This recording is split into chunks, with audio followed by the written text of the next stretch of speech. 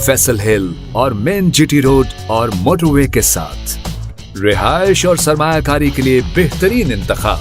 ये हम नहीं, लोग कहते हैं। रेडसन का है तो जरूर बनेगा। अस्सलाम वालेकुम। इस वक्त हम ब्लू एरिया में रेडसन एसोसिएट्स का ऑफिस है, तहजीब बेकर्स के बिल्कुल सामने। शाहिद चंद ज़ेब साहब हैं और मैं इनको बहुत ज़्यादा मतलब इस लिहाज से आइडलाइज़ करता हूँ कि इनका जो फ़िलासफ़ी है बिल्डिंग की और जिस तरह से ये पूरे प्रोजेक्ट को हैंडल करते हैं, क्लाइंट्स को हैंडल करते हैं और टाइमली डिलीवरी करते हैं, उस हिसाब से मेरे ख्याल में there are very few like him. तो आज इनका इंटरव्यू करते हैं, हम इनके प्रोजेक्ट्स भी देखें, जैसे G11-3 में इनका दी आर्च है और इसी तरह B17 में फैसल टाउन, फैसल हिल्स और बैरिया इनक्लेव में इनके प्रोजेक्ट्स हैं और बहुत सारे। शाहिद साहब से रिक्वेस्ट करते हैं कि अपने बारे ये बताइए कि ये शाहिद चंद ज़ेब साहब के ये जो आपका दी आर्च है G11-3 में जो आपका प्रोजेक्ट है, इसके बारे में थोड़ा सा बताएं। जी डाउनटाउन में पहला प्रोजेक्ट है हमारा G11-3 में। ये अपार्टमेंट का एक प्रोजेक्ट है और इसमें total number of apartment 150 apartment है। लेकिन ये हमने बड़ा एक डिफरेंट सा डिज़ाइन किया है। आपने शायद विजिट भी किया होगा, देखा जी मैंने देखा है, आपने मॉडल अपार्टमेंट भी आपने देखा होगा। हमने इसके ये तकरीबन मार्च 2022 में हम डिलीवर कर रहे हैं इसको जी। ठीक है। और इसमें जो एक डिफरेंट चीज़ रखी है ओवर अपार्टमेंट से, कि हमारे अपार्टमेंट की बिल्डिंग के अंदर आके आपको अपार्टमेंट फील नहीं होगा।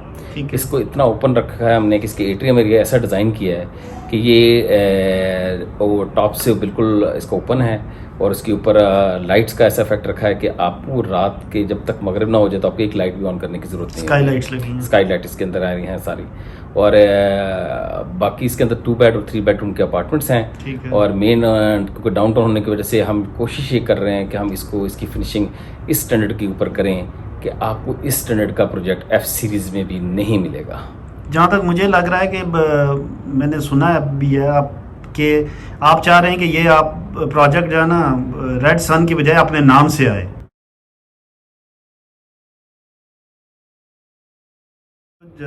जो बिल्डिंग फ़िलासफ़ी है, जैसे आप अक्सर कहते हैं कि प्रोजेक्ट के पैसे प्रोजेक्ट में लगाएं और टाइम से डिलीवरी करते हैं, मतलब आपको बाकी बिल्डर्स से क्या चीज़ डिफरेंट करती है रेडसन एसोसिएट्स को और शाहिद चंद ज़ेब साहब को? देखें, एक तो ये एक एक्सपीरियंस, ठीक है, कि आप स्टेप बाय स्टेप काम करते आ रहे हो, आप सीखते आ रहे हो काम करते। ऐसा नहीं है कि आपने इससे पहले कभी 5 मरले काम नहीं किया और आप 22 स्टोरी बिल्डिंग बनाने शुरू कर चल जाते हैं, तो ये बड़ी डिफरेंट चीज़ है। ठीक है। तो ये एक्सपीरियंस जब तक नहीं होगा तो आप बना नहीं पाते जी ठीक है। लेकिन इसके लिए जब तक आप पहले 3-4 बिल्डिंग्स काम बनाई आपने, उसमें आप सीखते हैं। लेकिन सीखने का मतलब हमारे यहाँ तो ऐसा तो कोई नहीं है ना कि जो आपका जनरेशन टू जनरेशन ये काम करता चलता आ रहा हो, या यहाँ पे बहुत बड़ी कोई जहाँ से एजुकेशन लेके आता आ रहा हो। तो ये आपने मार्केट के अंदर ही सीखना है। मैंने बताया ना, लास्ट मुझे 20 साल हो गए इस फील्ड के अंदर और मुझे 18 साल हो गए कंस्ट्रक्शन के अंदर। हमने डे नाइट काम किया और साइट्स के और लोगों को डिलीवर करके दिया। छोटे प्रोजेक्ट किए, फिर उससे बड़े साइज के प्रोजेक्ट पे आए, फिर उससे बड़े साइज के प्रोजेक्ट पे आए, फिर एक बड़े साइज के प्रोजेक्ट के ऊपर आए। ठीक हो गया। फिर हमने देखा इसमें ये प्रॉब्लम आ सकती है, इसमें ये आती हैं, इसमें ये आएंगी। अब नेक्स्ट को कैसे कवर करना है हमें, फिर इसमें रिस्क फैक्टर है बहुत ज़्यादा, उसको देखना है कैसे कवर करना है। लेट्स से आपने बुकिंग शुरू की, आपसे कोई 12वें फ्लोर पे किसी ने अपार्टमेंट ले लिया, वो इस चीज़ का रिस्पॉन्सिबल तो नहीं है कि जब सारे बिल्डिंग बिक जाएगी तो वो बनेगा। नहीं, आपकी कमिटमेंट तो ये होनी चाहिए कि अगर आपने एक बंदे को भी अपार्टमेंट दिया तो उसके लिए बिल्डिंग बनानी है आपने। ठीक हो गया। हम ये समझते हैं अगर हमने किसी एक बंदे को और वो हमें इंस्टॉलमेंट दे रहा तो हमें उसके लिए बिल्डिंग बनानी है। या तो हम शुरू ऐसा करें कि हमारे फंड्स ऐसे हों कि हम उसको शुरू कर सकते हो, अदरवाइज हमें शुरू नहीं करना। आप ये करते हैं कि जब आपके पास पैसा आता है शायद भी, तो वो पैसे उठा के आप नया प्लॉट खरीद लेते हैं और वो अगर वो बहुत सी चीज़ें खरीद रहे हो तो फिर शायद जहाँ पे ना बैठा होते हैं। अगर दुबई में होते लोग तो पैसा उठा के ना ग्वादर दुबई फौरन पहुंच जाते हैं प्लॉट पे। तो आपको ये कहना चाहिए कि आप दुबई में तो आपने कोई शुरू नहीं किया। मैंने पैसा पाकिस्तान से अगर बनाया ना तो मैंने पैसा पाकिस्तान में लगाया और मेरी ख्वाहिश हमेशा ये होगी कि अगर इस मुल्क ने मुझे कोई दिया है तो मुझे यहाँ पे रह के काम करना है। इन्हीं लोगों के साथ, जिस हालात के साथ मैं बना हूँ, तो मैं इन लोगों को लेके, मेरे साथ बहुत से लोगों का रोज़गार है, अल्लाह ने मुझे इस काबिल बनाया है और मेरी हमेशा ये ख्वाहिश रहेगी कि मैं पाकिस्तान के अंदर ही सिर्फ रह के काम करूँ।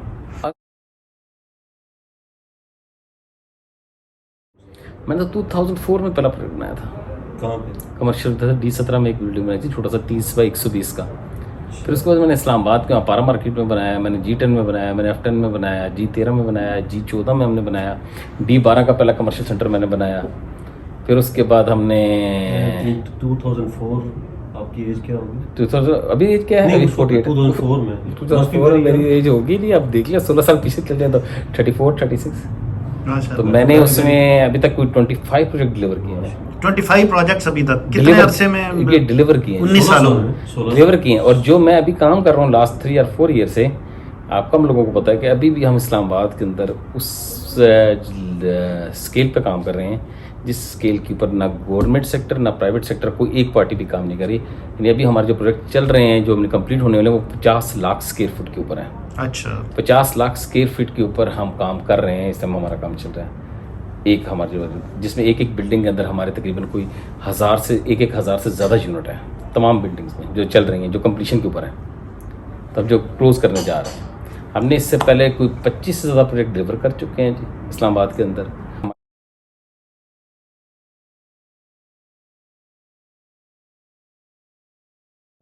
जिस पैसे पे आप बेचते हैं, जो आपका प्राइस स्ट्रक्चर है और जितना टाइमली आप डिलीवर कर लेते हैं, ये आप कैसे कर लेते हैं ये दोनों काम? ये क्योंकि इसमें दोनों में लोग बहुत ओवर प्राइस बेचते हैं चीज़ें और टाइम से भी नहीं डिलीवर करते और पैसे लेके कहीं और लगा देते हैं। देखिए, 2 चीज़ें हैं। आप इससे पहले अगर देखें ना इस्लामाबाद के अंदर भी, तो आपको मोस्टली जो बिल्डर नज़र आएंगे ना, वो अपनी पूरी लाइफ के अंदर 1 या 2 प्रोजेक्ट करते नज़र आते हैं। ठीक, एक प्रोजेक्ट किया, दूसरा किया, मैक्सिमम तीसरा कर लिया। ठीक है।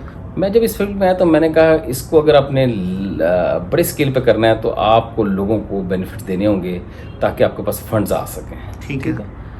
कम प्राइस रखें, और वही है कि अगर आपके पास क्वांटिटी ज़्यादा है, आप बल्क में काम कर रहे हैं, तो आप अब देखें उसको होता क्या, बेनिफिट क्या होता है। जब आप बल्क में काम करते हैं तो इसी वजह से आप ना फिर इसकी मैन्युफैक्चरिंग की जो चीज़ें हो रही होती हैं वो भी बल्क में परचेज कर रहे होते हैं। ठीक है। आपको वहाँ से भी फिर उनके बेनिफिट्स मिल रहे होते हैं। अब लेट से जिस तरह हम टाइल लगाते हैं तो हमारी लाखों मीटर टाइल लगती है, तो मास्टर टाइल हमारे लिए हमारा डिज़ाइन बनाता है, हमें स्पेशल रेट्स ऑफर करता है। जैसे केबल, हम पाकिस्तान केबल या उसकी फास्ट केबल लगाते हैं तो वो हमें स्पेशल डिस्काउंट ऑफर करते हैं। ठीक है। तो ये वहाँ से जब आपके पास क्वांटिटी, आप बड़ी क्वांटिटी पे स्केल पे काम करते हैं, तो फिर आप अपनी मर्जी के रेट उनसे भी नेगोशिएट कर सकते हैं, और वो बेनिफिट फिर आप क्लाइंट को ट्रांसफर हो सकता है। यहाँ पे हम लोग बहुत जल्दी के चक्कर में रहते हैं। ऐसा नहीं, बिल्डर का काम बिल्डिंग बनाना है, बस वो बना के दे, उसका काम नहीं। इन्वेस्टमेंट कंपनी वाला काम उसका थोड़ी है।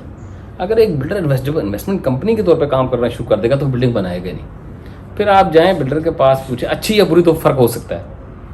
उससे पूछिए बिल्डिंग इस तरह जो तुमने डिज़ाइन कर दी है, आज से पहले कभी 10 मरले की बिल्डिंग भी बनाई है, या 22 स्टोरी या 28 स्टोरी बिल्डिंग डिज़ाइन की है? इससे पूछें इसके बैक के ऊपर कभी इसकी 5 स्टोरी बिल्डिंग भी है? नहीं है।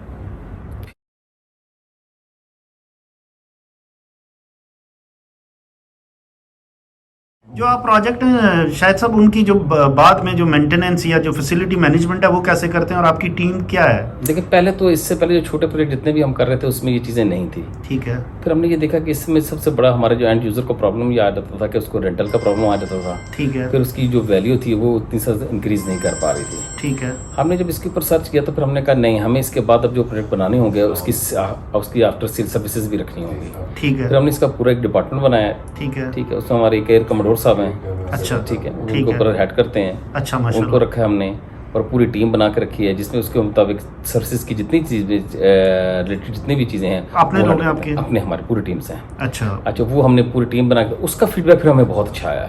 ठीक है। तो अब वो हम ये चीज़ कर रहे हैं कि जो भी प्रोजेक्ट करने जा रहे हैं, जो उसमें नीचे से लेके जो सर्विसेज के तमाम लोग हम अपने पर हायर कर रहे हैं। ठीक हो गया।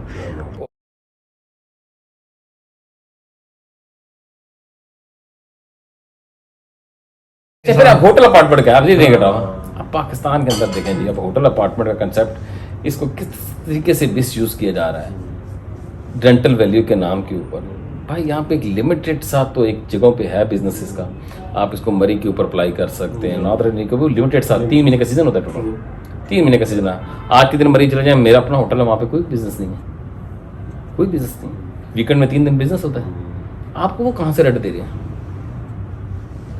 एक 5 स्टार होटल नहीं है आपके पूरे नादरन एरिया में, माँ से पीछे कोई बैठा एक भी मिलता आपको। क्या बात कर रहे हैं? आपने रेंटल वैल्यू वो बड़े बनाई है। अच्छा, फिर वो एक अपार्टमेंट आपका है, वो आपका भी है, वो आपका भी है, वो आपका भी है, वो आपका भी है। ये नहीं समझते उसमें मालिक कितने हैं। 10 दिन आपको भी दे रहे हैं, 10 दिन आपको भी रहने के लिए दे रहे हैं, 10 दिन आपको भी दे रहे हैं, 10 दिन आपको दे रहे हैं, ये आपसे पैसे इकट्ठे कर रहे हैं भाई।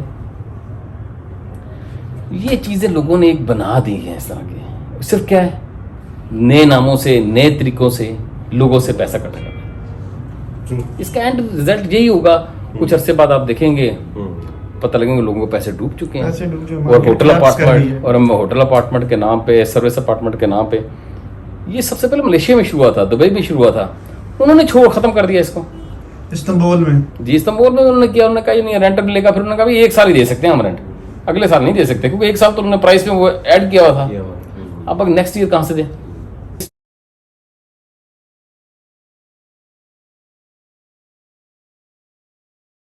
और अक्सर को आप लोग जब चीज़ लेने जाते हैं तो उनको यही नहीं पता होता, आगे सारी की सारी मार्केटिंग कंपनियां बैठी होती हैं, उनको पता ही नहीं होता कि इसका मालिक कौन है और ओनर कौन है। मार्केटिंग कंपनियां बेच के निकल जाएंगी, आप ऑफिस में जाएंगे तो कहेंगे हमने तो सेल नहीं किया था, पता नहीं मार्केटिंग वालों ने आपसे क्या कमिटमेंट्स की थी, हमें तो पता ही नहीं।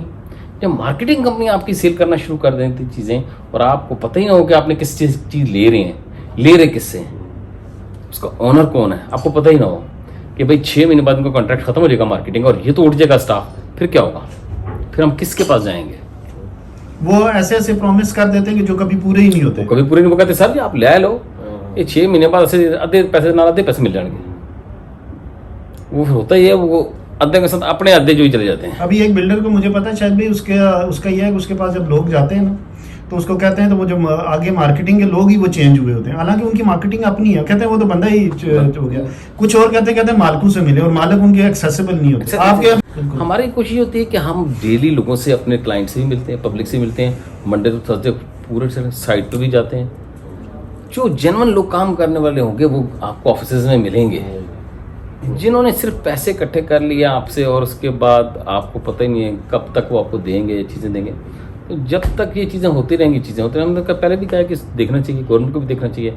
इससे जब इसका सबसे बड़ा लॉस जो है ना हमें भी होता है, जो जेन्युइन काम करने वाले लोग होते हैं ना उनको भी होता है। तो जो बाहर से लोग, अच्छे लोग जो पैसे बेचारे पैसे पे बाहर से भेज रहे हैं, जब उनके पैसे डूब जाते हैं तो वो कहते हैं हम सब लोग चोर हैं।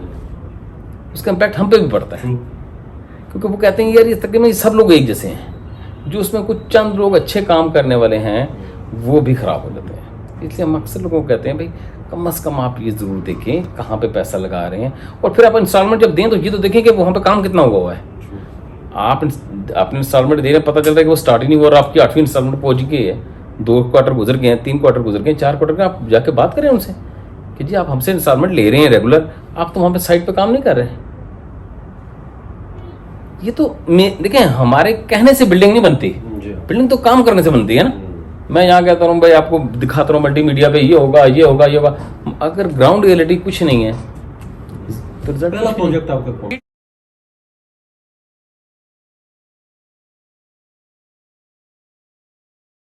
अब रेंटल की जो उन्होंने आजकल ये बनाया हुआ है सिस्टम बनाया हुआ है ना, ये रेंटल ग्राउंड रियलिटी के ऊपर बेस ही नहीं करता। और दूसरा रेंट देना बिल्डर का काम ही नहीं है, कॉमन इन्वेस्टमेंट कंपनी थोड़ी है सब लोगों को रेंट बांधते फिर रहे हैं। एक्चुअल रेंट आ रहा है मार्केट में, अगर 2 करोड़ की कमर्शियल प्रॉपर्टी लेता है तो उसका रेंट मैक्सिमम रेंट बनता है 1 लाख रुपये। वो दे रहे हैं 1,15,000, कहाँ से दे रहे हैं भाई? वो आपके पैसे ही आपको दे रहे हैं भाई। एंड पे वो बिल्डिंग का है, शुरू ही नहीं हुई, फिर आपके पैसे आपको मिल गए और उसके बाद आप फारे। इन चीज़ों से हम कहते हैं लोग बचे। लोग कहते हैं कम से कम आपको आपकी चीज़ तो मिले ना। Quite right. पहले तो लोग जाते हैं बहुत ज़्यादा प्रॉफिट, जब फंस जाते हैं फिर कहते हैं हमें हमारे पैसे वापस मिल जाए, वो हमारे भी नहीं मिलते फिर उनको, आपके पैसे रिटर्न में मिल रहे होते हैं। फिर जब देखिए कोई भी शख्स ऐसा नहीं है जो आपको 1 लाख रुपए भी इसलिए दे कि वो उसके पैसे डूब जाएंगे। पहले वो खुशी से इसलिए इन्वेस्टमेंट करता है कि यार इसको बहुत बड़ा प्रॉफिट आएगा, लेकिन एक स्टेज ऐसी आती है जैसे जब वो फंस जाता है तो उसको फील होता है यार मेरे पैसे मुझे मिल सकते हैं क्या, तो उसको पता लगता है उसके भी नहीं मिल सकते। हम ये कहते हैं उस स्टेज से बचना चाहिए। ये चीज़ खास ख्याल रखें कि जहाँ इन्वेस्ट कर रहे हैं, और अच्छा आज उठा के देखें पेपर ऐसे ऐसे डिज़ाइन बने हुए हैं, वो जो पेपर पे देखते हैं तो मैं उसको कई दफ़ा देखता हूँ, मैं कहता हूँ यार ये ऐसा डिज़ाइन तो मैंने दुनिया में कहीं पे नहीं देखा, ये पाकिस्तान में कैसे बनेगा। वो एक डिज़ाइन पिछले दिनों मेरी आंख नज़रों से गुजरा तो वो देखा पूरा का पूरा उसके अंदर ना वो फिश का एट्रियम, वो तो बड़ा सा पानी, मैंने कहा इधर पीने का पानी नहीं मिलता इधर इतना बड़ा। उन्होंने कहा जी बेडरूम से भी आपको ना वो पूरा मिलेगा, नज़ारा मिलेगा जिसमें फ़िश चल रही होंगी, फ़िश घूम रही होंगी।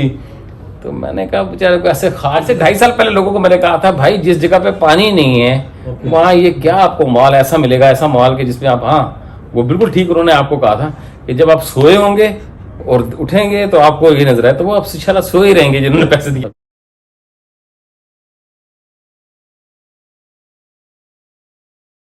और अभी जो रनिंग प्रोजेक्ट हमारे चल रहे हैं वो 4 जो अगले 3 से 4 महीने में हमारे 2 प्रोजेक्ट कंप्लीट होने जा रहे हैं। और 25 साल में पहली दफ़ा हुआ है कि हमारे 2 प्रोजेक्ट जो बड़े मेगा प्रोजेक्ट थे, इस स्केल के प्रोजेक्ट 2 बने थे। एक सेंटोरस बना था, एक गीगा मॉल बना था, जो 7 साल और 5 साल डिले हुए थे। हमारा सिर्फ गैलरिया सिर्फ 8 महीने डिले है, बेरी एनक्लेव में जो सिर्फ 8 महीने डिले है, जिसमें 9 महीने अगर आप कोविड के लेस कर रहे हैं तो समझिए 1 महीना भी डिले नहीं है। That's true. कितना क्या टाइम फ्रेम था उसका? हमारा ये टाइम फ्रेम था उसका 4 साल और कुछ मंथ का पीरियड हमने इसका रखा था और उसी के अंदर हमने कंप्लीट किया। वो 16 लाख स्क्वायर फुट का प्रोजेक्ट है, वो हम कंप्लीशन के ऊपर प्रोजेक्ट शुरू करने जा रहे हैं। वो है रेडसन टावर के नाम से। जब अब हमने समझा कि अब फैसल हिल्स में अब हमने ये समझा कि ये हमारे लास्ट 20 ईयर से एक्सपीरियंस इतना हो चुका है कि अब हम वो बिल्डिंग बनाएं जिसको हम अपना नाम दें। तो इसके लिए हमने पहली दफ़ा 20 साल में किसी बिल्डिंग को अपना नाम दिया है रेडसन टावर। इंशाल्लाह ये आप बिल्डिंग देखेंगे, ये ट्विन सिटी में इसके साथ की कोई फिनिश बिल्डिंग आपको नहीं मिलेगी। अच्छा ठीक। और ये भी स्टार्ट है जस्ट, और या कंप्लीशन टाइम आफ्टर 5 ईयर है।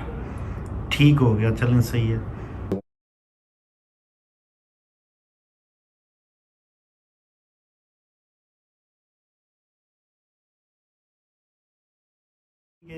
आप मलिक साहब को पाकिस्तान में उन्होंने जो लाइफस्टाइल दिया, बैरियर टाउन के मलिक रियाज साहब, और चौधरी मजीद साहब हैं जो 20 मल्टी प्रोफेशनल के पहले प्रेसिडेंट रहे हैं और आजकल उन्होंने अपना स्टार्ट किया और उनके 2-3 प्रोजेक्ट हैं जैसे कि फैसल टाउन और फैसल हिल्स। तो इन 2 शख्सियात के बारे में बताइए, इनके साथ आप काम भी करते हैं ख़ास तौर पे चौधरी मजीद साहब के साथ। देखिए मलिक साहब की जहाँ तक मैं बात करूँगा तो ये करूँगा, इस मुल्क के अंदर अगर किसी ने लोगों को रहना सिखाया है, ये बताया है कि कैसा लाइफस्टाइल दिया जा सकता है, तो उसमें आप बहुत से भी उनसे इख्तलाफ भी कर सकते हैं, लेकिन उसमें पहला नाम मलिक रियाज साहब का है, जिन्होंने लोगों को बताया है कि भाई घर इस तरह का होना चाहिए, कॉलोनी इस तरह की होनी चाहिए, डेवलपमेंट इसको कहते हैं। और इसको अगर आगे जाके अगर आप इसको देखते हैं, मज़ीद आगे उसको इसी चीज़ को अगर फॉलो अप करते देखते हैं, तो मैं कहता हूँ हमारे इस्लामाबाद के अंदर, पिंडी के अंदर जो बड़ा नाम है वो चौधरी मजीद साहब का है, जो ZM इंटरनेशनल के CEO हैं। ये ZM इंटरनेशनल? जी, ZM इंटरनेशनल प्राइवेट लिमिटेड की कंपनी है। और इसके साथ 4 सेक्टर ये बना चुके हैं। मैं समझता हूँ ये लोग भी इस तरह पे काम करते हैं कि इस्लामाबाद में आपको इनके साथ का काम कम नज़र आता है। डेवलपमेंट में इनके साथ भी बहुत बड़ा काम कर रहे हैं। और मैं अक्सर लोगों को ये कहा करता हूँ कि जो बिल्डर चौधरी मजीद के साथ काम करते हुए अगर सेटिस्फाई नहीं हो सकता तो वो शायद इस्लामाबाद में कहीं किसी और के साथ भी सेटिस्फाई काम नहीं कर सकता। ठीक बात है, बिल्कुल ठीक बात है। तो और ये आपका ऑफिस है ब्लू एरिया में, मेन आपका ऑफिस, और यहाँ पर वक्त मौजूद होते हैं? जी, मंडे टू फ्राइडे आप किसी भी टाइम पे मॉर्निंग 11 से 10 से भी आ सकते हैं, लेकिन 11 पे मैं आ जाता हूँ और उससे लेके शाम 6 बजे तक मैं यहीं पर। चलें शाहिद साहब, बहुत शुक्रिया तो आपका इंटरव्यू का, थैंक यू वेरी मच। बहुत शुक्रिया। बहुत शुक्रिया, अल्लाह। Thank you.